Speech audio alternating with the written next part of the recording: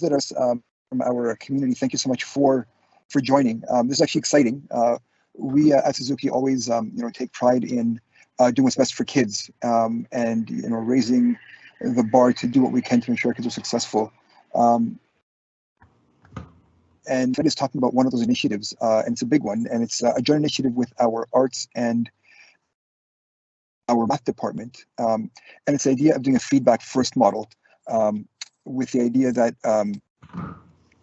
kids, at the beginning and through portions of the course, feedback on their work as opposed to an actual letter grade or a number grade. I'm going to leave it up to Brian, who's a professional on this, who came to me with a suggestion in math. He thought it was a great idea as well. So I just want to thank everyone for coming. I want to thank arts and math for going to this uncharted territory and for having kids to really achieve success. All right. So thanks, Brian, so much. I'm going to pass the floor to you. All right.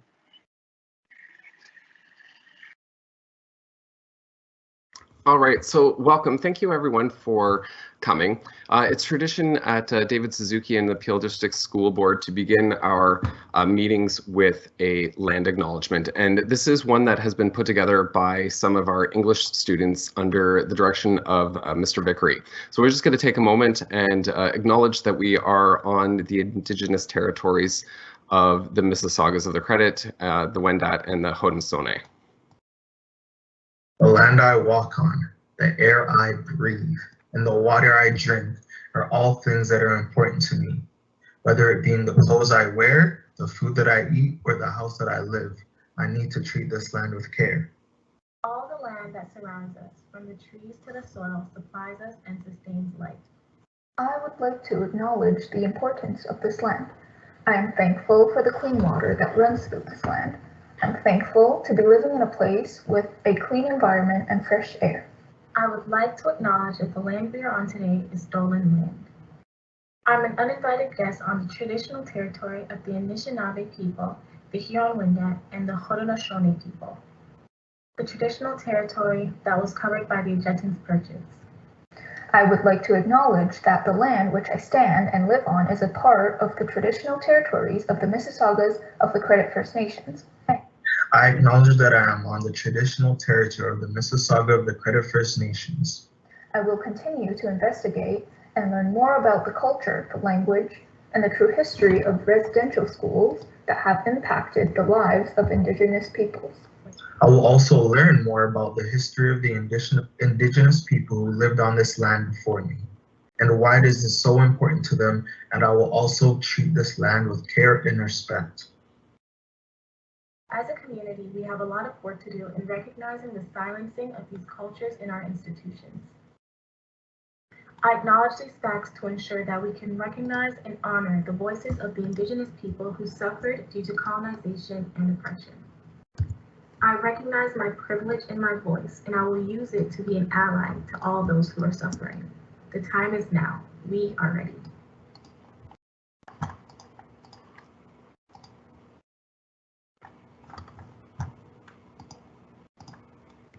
All right, so just to begin today, I'd just like to take a moment to acknowledge the amazing leadership team that we have at David Suzuki Secondary School under the direction of Tamara Camel and our vice principals Grace Prentice, Chris Kelman, and Ruby Kantharaja.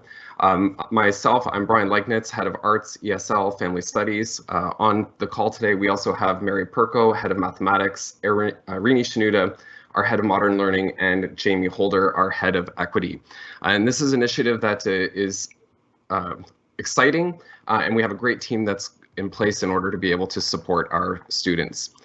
Within the math department, we have a number of teachers, and we have Mary Perko and Mary Vandenhengel, as well as Donna Tudhope and Harmon Desange, as well as a couple of others that weren't able to join us this evening.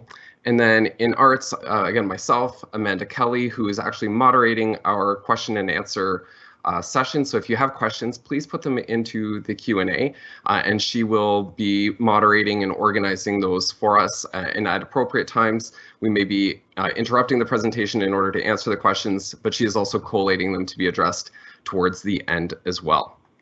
So to begin with, I would like to start by asking you a question. How did you feel about being graded in school?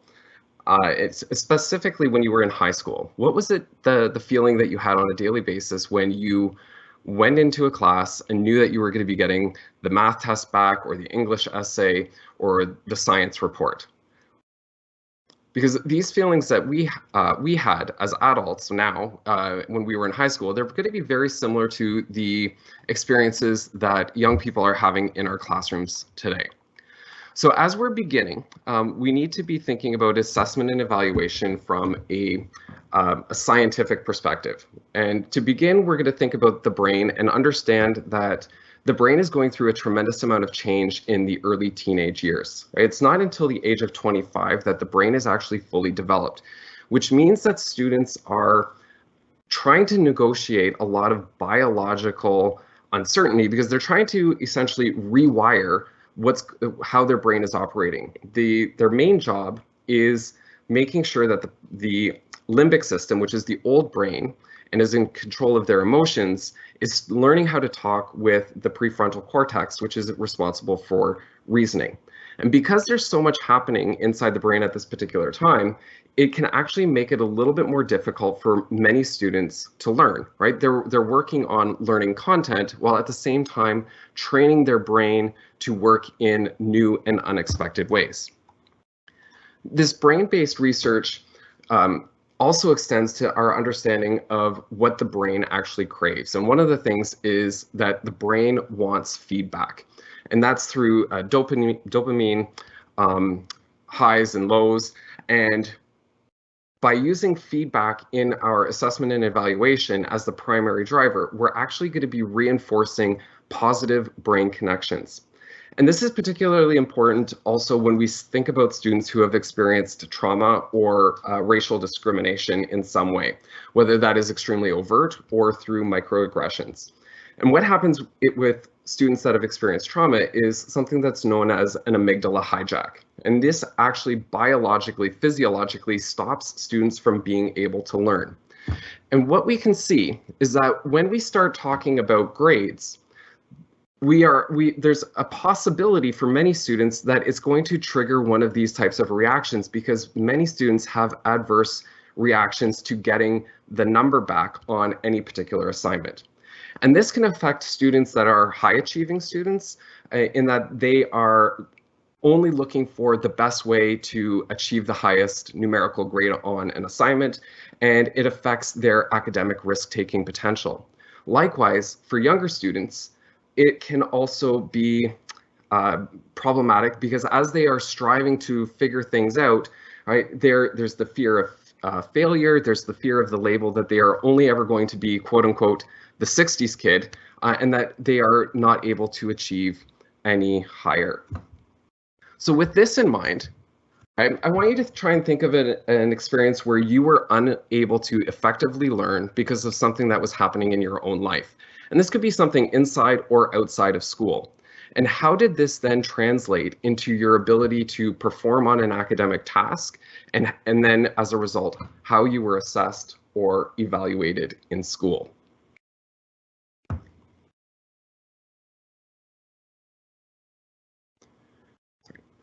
We know that the students in our classrooms are living very complicated, complex lives.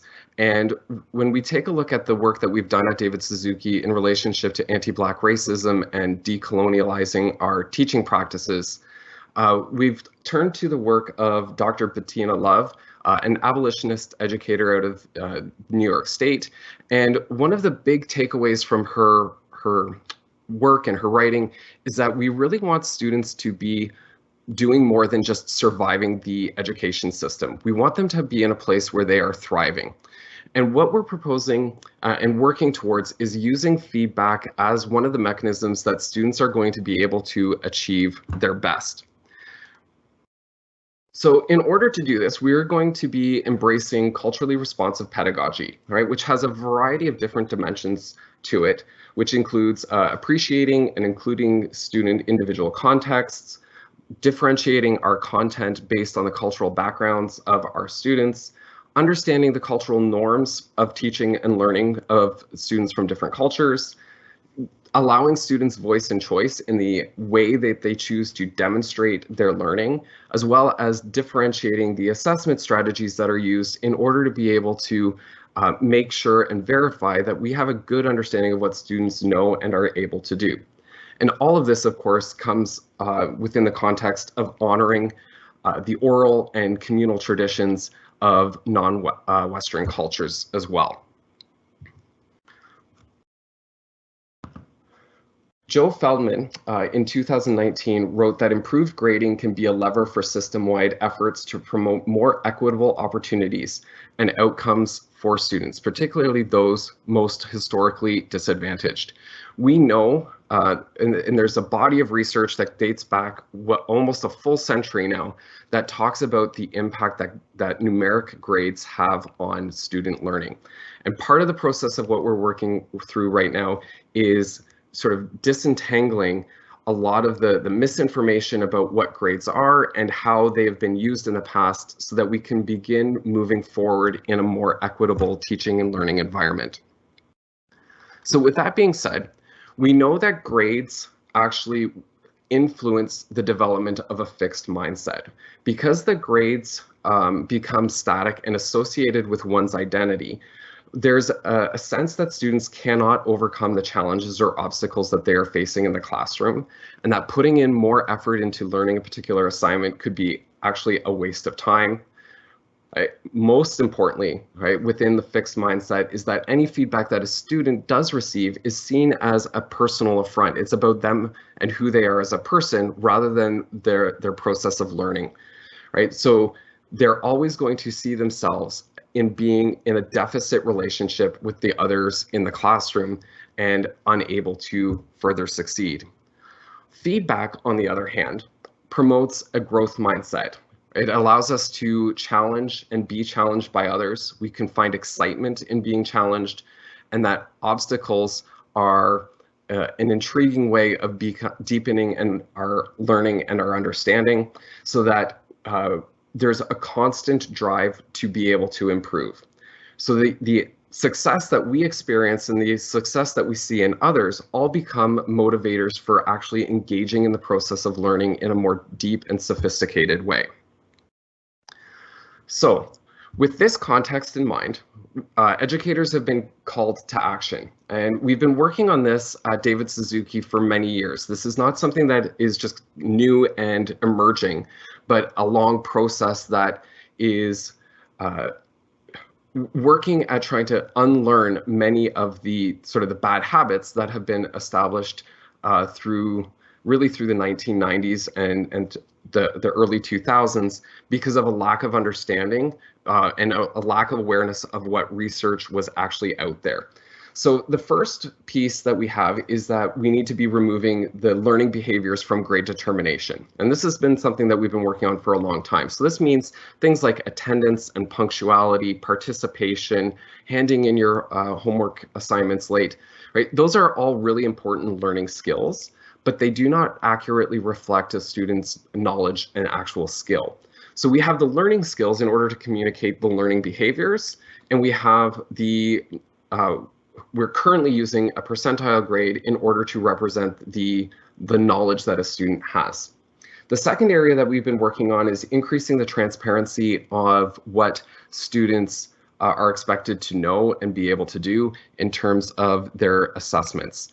And we're using learning goals, success criteria, specific learning activity look-fors in order to be able to help students see and understand what it is that we as teachers are looking for in any particular assignment. And where we're at now is starting the idea that we need to really understand what a mark or a grade actually is. And I can say honestly that myself, even as an educator, it has taken me a considerable amount of time to really understand the true nuances of what these marks on a report card actually mean. So the first thing that I want to clarify here is the term grade and marks, right? Grades are typically an American term that we Canadians will use interchangeably with the idea of marks. So in the literature, we'll often see the idea of going gradeless or gradeless classrooms. which doesn't quite translate the same way to us in the Ontario context. So we'll be mostly focusing on the term of marks. So moving forward, the first thing that we need to know is that in 2010, Ontario published Growing Success, and this is our policy document that governs how we as educators assess, evaluate, and report on student learning. And right in the first paragraph of this text, it states that the primary purpose of assessment is to improve student learning. So we at Suzuki, we're taking this as our main focus here. So whatever we're doing in our classroom, we have to put it through this filter first. If we want to try something new, we have to make sure that it's backed up by research, and it's also it's guiding us to helping all students be able to improve. So we have a grade, the great work, right? So a grade is really just a complex symbol that represents what students know and are able to do. And it was originally created in order to efficiently communicate with parents and caregivers about student achievement. Then this happened during the industrial age, and as classes and schools became larger, the teachers needed ways of being able to communicate quicker and more effectively with the school community. However, throughout the 20th century, the grade also became a means of social control and creating compliance within the education system. And it's a lot of this learning that we are trying to challenge in order to really get students to be thinking critically and achieving the skills that they need for success in the 21st century. So when you look at a report card grade, the big question to ask is, what does this actually represent? Because one student with a 72 is going to have a very different learning profile than another student with a 72 because of the way each individual learns and the various mitigating circumstances and life experiences that the student is bringing into the classroom. So although efficient, a report card grade, a single number, isn't very effective in actually communicating what students know or are able to do. So as we move on, I want you to think about how you were graded when you were in school. Can you describe how your teachers were able to come up with your grade?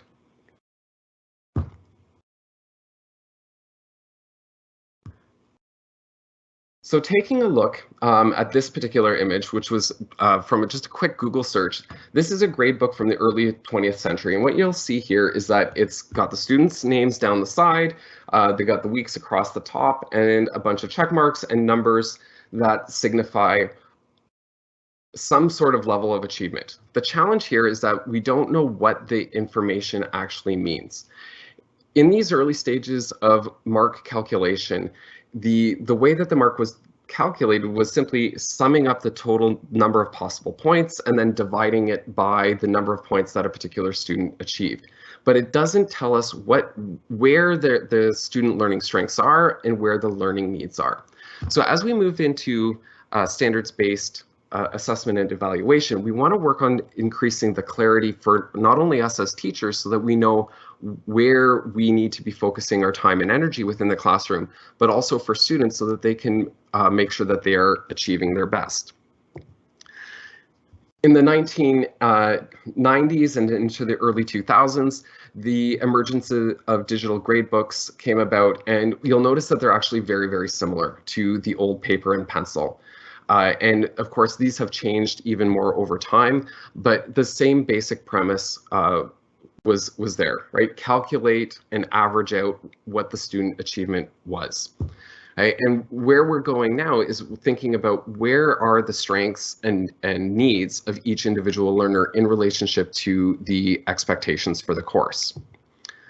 So how did we get here? Well, in 1999, so about just over 20 years ago, the modern curriculum was introduced, and it was divided into different types of standards. Content standards are the academic skills and knowledge that students are required to demonstrate, and the performance standards that are different ways in which the students are able to demonstrate their learning.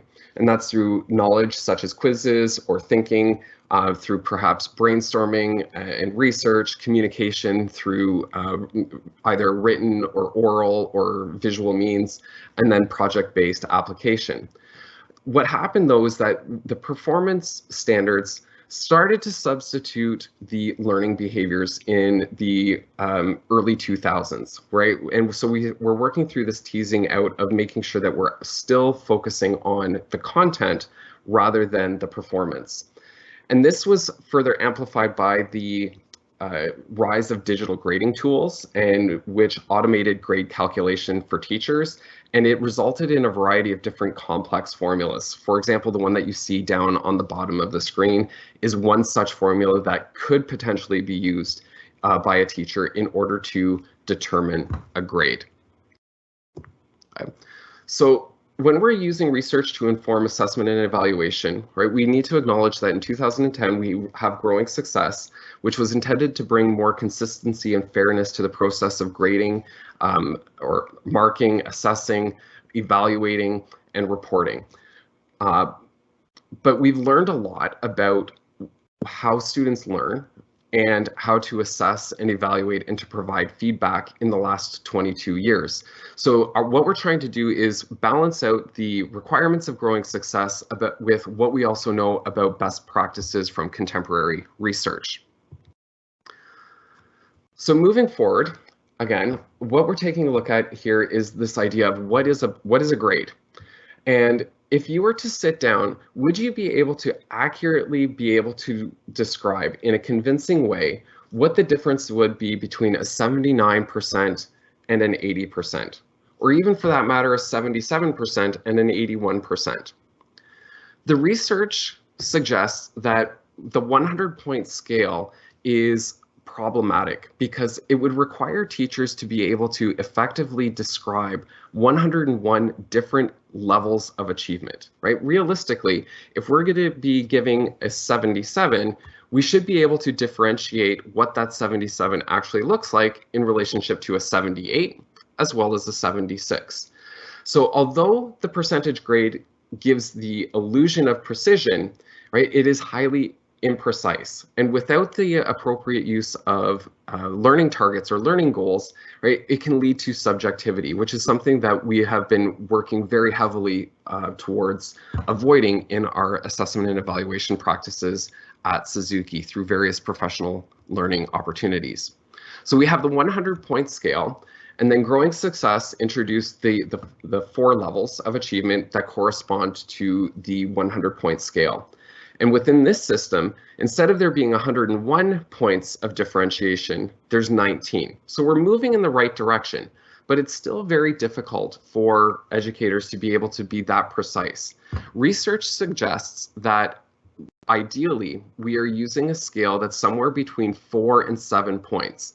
That is realistic for teachers to be able to qualitatively describe what students should be able to know and what they should be able to do. And this becomes important because it affects our relationship with the grade.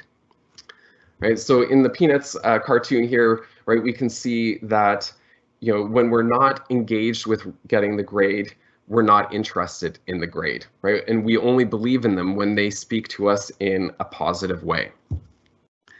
So it's with that in mind that the math department and arts have been working towards streamlining our assessment and evaluation practices. And we have identified 6 levels of achievement, right? And this is significantly less than the 100-point scale or the levels, but it has allowed us, as you will see, to be a lot clearer. Now, the main benefit here is that 50% of the scale, the proficient, comprehensive, and exemplary, are indicating that students are meeting or exceeding the expectations. In the 100-point scale, that ratio is, it's only 30% is dedicated to that level of success. So we're gearing our scaling system to ensure student success, right? Where 50% of the percentage scale was designated as failure, in this model, we only have 1/6 of our scale. But even then, we are using growth mindset language in asking students to retry, redo, and resubmit, as opposed to calling their work remedial or essentially a failure, right? There's always that opportunity to improve. So for this, I have to congratulate and like say, wow to our math department. They have spent a tremendous amount of time working over their summer in order to develop learning progressions to effectively describe the learning in the math course. And this, under the leadership of Mary Perko and Marianne Vandenhengel, like, amazing work. And here's what we can begin to see how this is really useful, right? We know all students can start at the beginning of grade 9, and when this becomes the learning target. And as we move through the course, we can increase the level of complexity that is appropriate for each individual student. The best part here as well is that when we take a look at what feedback requires, right, we can see that it's specific, it's targeted, and it also provides a hint in terms of where the students are headed in their learning.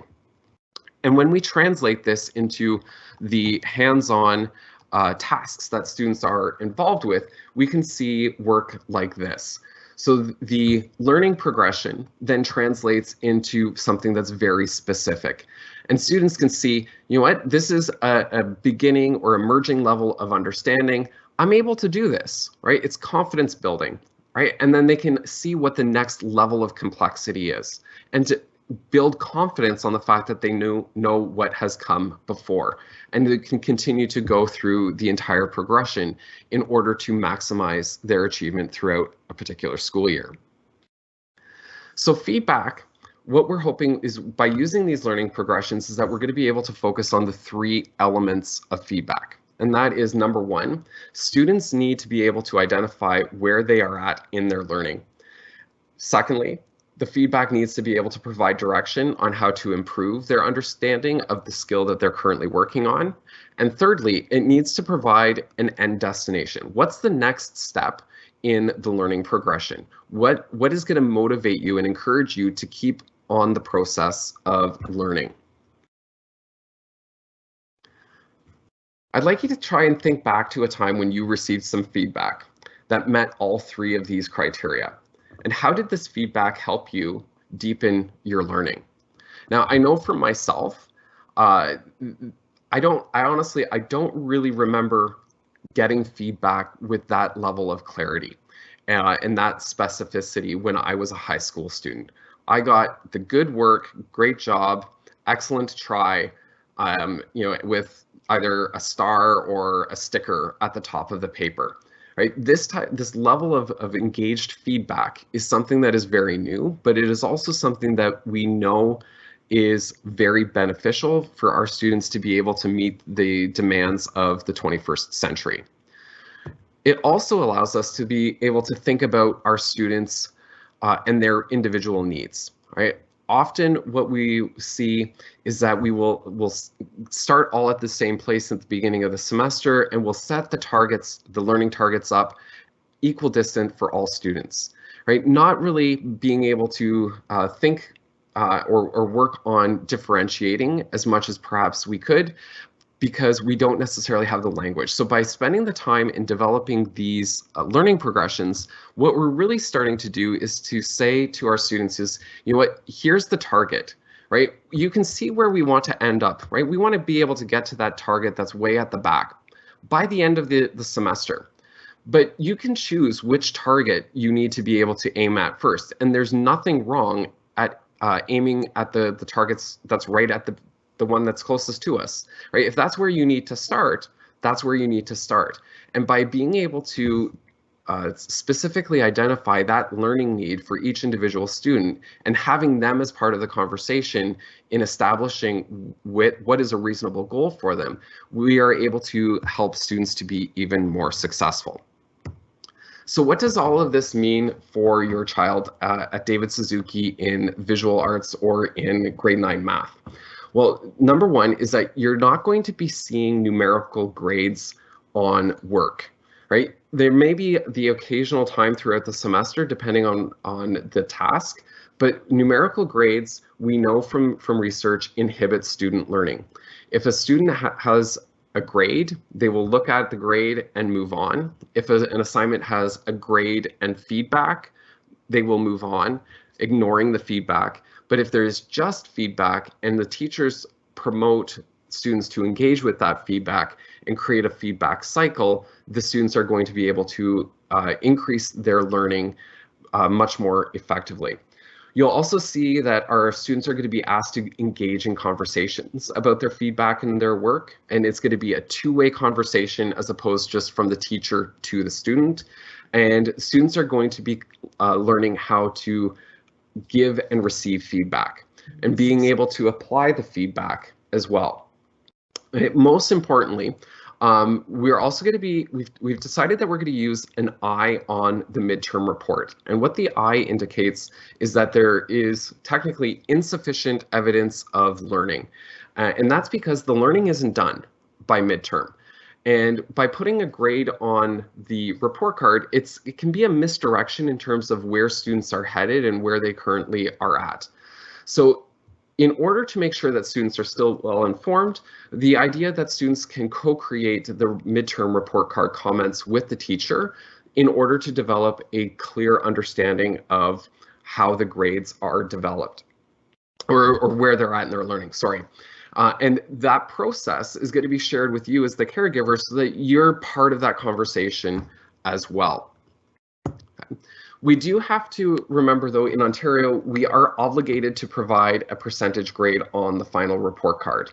And what that means is that we are shifting our thinking from grade calculation, which is that old school kind of summing up the total number of accumulated points divided by the total number of points, to working at grade determination, which is a more holistic and balanced approach to developing a grade that focuses on the most consistent and recent performance of student learning.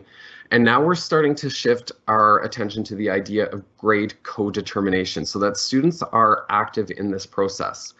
It's the students that are in the best position to know what they know and what they can do.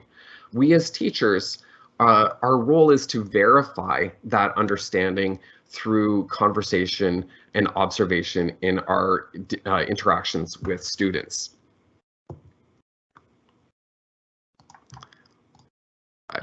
So the big idea here is that the teacher is no longer a grade gatekeeper, right? And that the student is active. And the more active the student is, we are able to increase the rate at which students learn. John Hattie, an Australian educational researcher, has found that student self-reporting is one of the best ways to accelerate the learning of students in the classroom.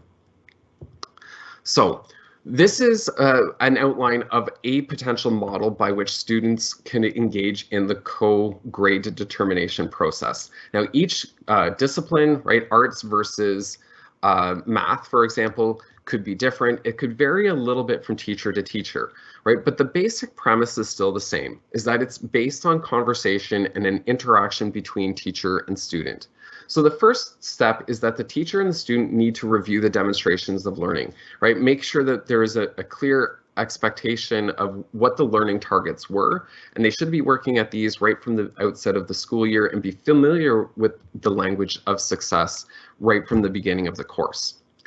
Step 2 is that the student needs to go off and prepare a conference that they will lead the teacher through that summarizes their learning throughout the course. And this will often include a portfolio on a website or a Google Slides or another format that the teacher and the student can agree upon that effectively collates and allows the student to curate their learning experience in a particular course.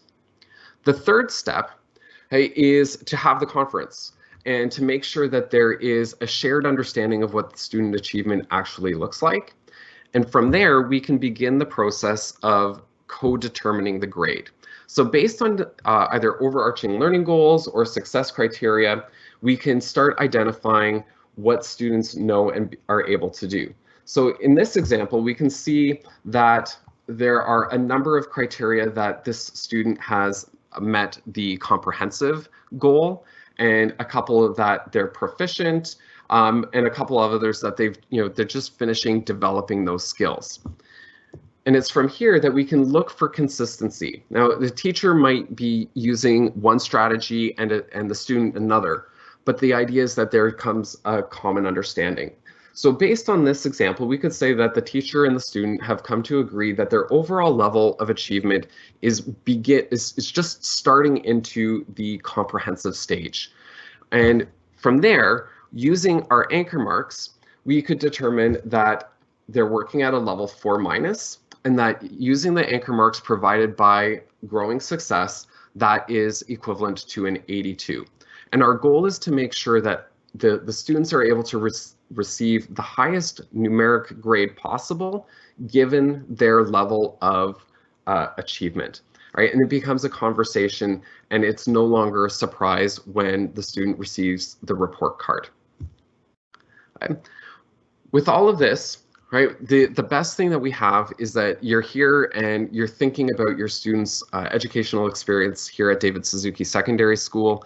And Carol Dweck says it best when she says the best thing that you as parents can do is to teach your children to love the challenges that they are going to experience and face at David Suzuki, and be intrigued by the mistakes and enjoy the effort, and to keep learning, right? At Suzuki, we embrace mistakes, we embrace the effort that students put in, and we're always working in trying to encourage students to completely do their best. And with that, I think I would like you to, if there are any questions, Amanda can let me know. And other than that, the presentation has come to an end.